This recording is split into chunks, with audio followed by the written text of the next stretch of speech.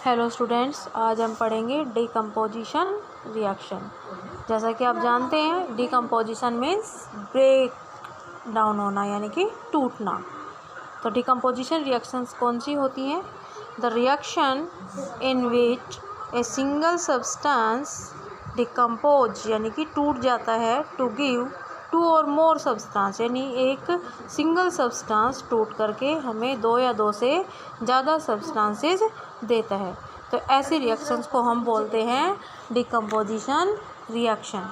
Decomposition reaction में एक single compound टूट करके दो छोटे कंपाउंड बना देता है। तो डिकम्पोजिशन रिएक्शंस जो हैं वो अलग अलग तरह की होती हैं। सबसे पहले हम पढ़ेंगे थर्मल डिकम्पोजिशन। थर्मल नाम से पता चल रहा है, थर्मल मतलब ऐसी रिएक्शंस जिनमें हमें हीट देनी पड़ती है, यानी कि हमें हीट प्रोवाइड करवानी पड़ती है और फिर वो कंपाउंड ब्रेक होता है। जैसा कि यहाँ पर एग्जांपल में दिया गया है फेरस सल्फेट, यानी फेरस सल्फेट को जब हम हीट करेंगे तो यहाँ पर फेरस सल्फेट टूटेगा। Fe2O3 यानी ferric oxide, sulphur dioxide and sulphur trioxide. Heat करने से पहले फेरस सल्फेट जो होता है वो ग्रीन इन कलर होता है, और जब हम इस रिएक्शन को कंप्लीट करवा लेते हैं यानी थर्मल डिकम्पोजिशन हो जाता है, तो जो कंपाउंड मिलेगा हमें फेरिक ऑक्साइड वो किस कलर का मिलेगा? रेडिश ब्राउन कलर का मिलेगा। जब ये रिएक्शन होती है तो यहाँ पर हमें टेस्ट ट्यूब में से कुछ फ्यूम्स निकलते हुए नज़र आते हैं, जो कि ब्राउन कलर के फ्यूम्स होते हैं। वो किस वजह से होते हैं? Sulphur dioxide and sulphur trioxide की वजह से हमें ब्राउन कलर के फ्यूम्स टेस्ट ट्यूब में से निकलते हुए नज़र आते हैं।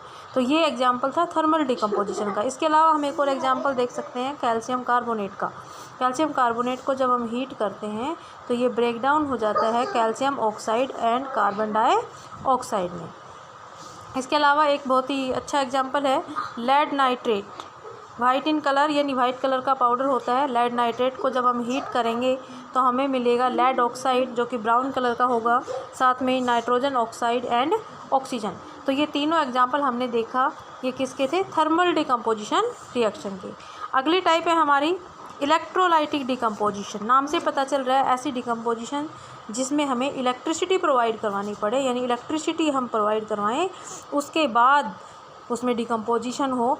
तो ये किस में? इसका एग्जांपल हम ले सकते हैं H2O, यानी H2O को जब हम करंट प्रोवाइड करवाते हैं यानी करंट पास करते हैं तो वाटर मॉलिक्यूल ब्रेक डाउन होकर के बदल जाता है hydrogen gas and oxygen gas में। इसके लिए हम इस तरीके का सेटअप लगाते हैं, ये जैसा कि आपको यहाँ पर डायग्राम में दिखाई दे रहा है। तो क्या कुछ है इसमें? आपको दिख रहा है कि यहाँ पर ये एक बर्तन है, इसको हम वोल्टामीटर भी बोल सकते हैं, और इसमें दोनों तरफ दो एनोड लगाए गए हैं, जो एक बैटरी के साथ कनेक्ट करके एक को कैथोड बनाया गया है और दूसरे को एनोड। कैथोड क्या होता है? कैथोड जो होता है वो नेगेटिव टर्मिनल होता है, एनोड जो होता है वो पॉजिटिव टर्मिनल होता है। तो जब हम इसमें इलेक्ट्रिसिटी प्रोवाइड करवाएंगे, जैसे स्विच ऑन करेंगे इलेक्ट्रिसिटी पास होगी तो जो वाटर मॉलिक्यूल है वो टूट करके बदल जाएगा हाइड्रोजन एंड ऑक्सीजन में। तो अब यहाँ पर इस रिएक्शन में जो हाइड्रोजन है, जो कि पॉजिटिवली चार्ज है, वो कहाँ जा कर के कलेक्ट होगी? कैथोड पर, यानी hydrogen collect on cathode and oxygen is negatively charge, so it is collect on anode. तो कैथोड पर हाइड्रोजन जो है वो कलेक्ट होगी, और ये था इलेक्ट्रोलाइटिक डिकम्पोजिशन। नेक्स्ट है हमारा फोटोलाइटिक डिकम्पोजिशन। नाम से पता चल रहा है फोटोलाइटिक डिकम्पोजिशन मतलब ऐसी डिकम्पोजिशन जो सनलाइट के प्रेजेंस में होती हो, यानी वो डिकम्पोजिशन रिएक्शन जो सनलाइट के प्रेजेंस में होती हो उसे हम कहेंगे फोटोलाइटिक डिकम्पोजिशन। तो फोटोलाइटिक डिकम्पोजिशन में क्या एग्जांपल ले सकते हैं हम? जैसे कि ये हमारे पास है सिल्वर क्लोराइड, जो कि वाइट इन कलर होता है। जब सिल्वर क्लोराइड को हम सनलाइट में छोड़ देते हैं, धूप में छोड़ देते हैं, तो इसमें से जो क्लोरीन है वो अलग हो जाता है और सिल्वर अलग हो जाता है। हमें पता कैसे चलेगा ये रिएक्शन कंप्लीट हुई है?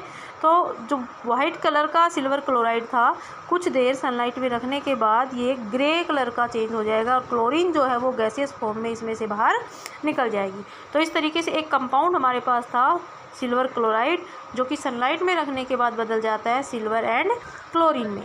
तो ये थी फोटोलाइटिक डिकम्पोजिशन। इसका एक दूसरा एग्जांपल है सिल्वर ब्रोमाइड बिहेव सिमिलरली। ठीक इसी तरीके से सिल्वर ब्रोमाइड भी बिहेव करता है।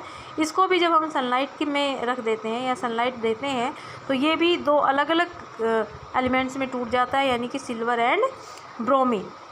इसके अलावा और क्या यूज़ है इनका, दोनों रिएक्शंस जो हैं ऊपर वाली यानी silver chloride and silver bromide जो है उनको हम ब्लैक और वाइट फोटोग्राफी में यूज़ करते हैं।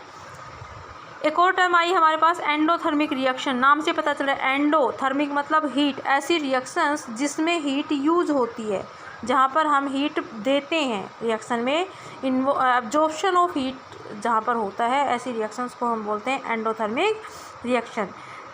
The reaction which require energy in the form of heat, light, electricity, यानी किसी भी फॉर्म में अगर हम किसी रिएक्शन में एनर्जी प्रोवाइड करवा रहे हैं तो इस तरीके की रिएक्शंस को बोलते हैं एंडोथर्मिक रिएक्शन। और एक्सोथर्मिक रिएक्शंस ऐसी रिएक्शंस जिनमें से हीट जो है वो रिएक्शन के दौरान बाहर निकलती है, तो ऐसी रिएक्शंस को हम बोलेंगे एक्सोथर्मिक रिएक्शन। तो ये था आज का हमारा topic. Thank you for watching.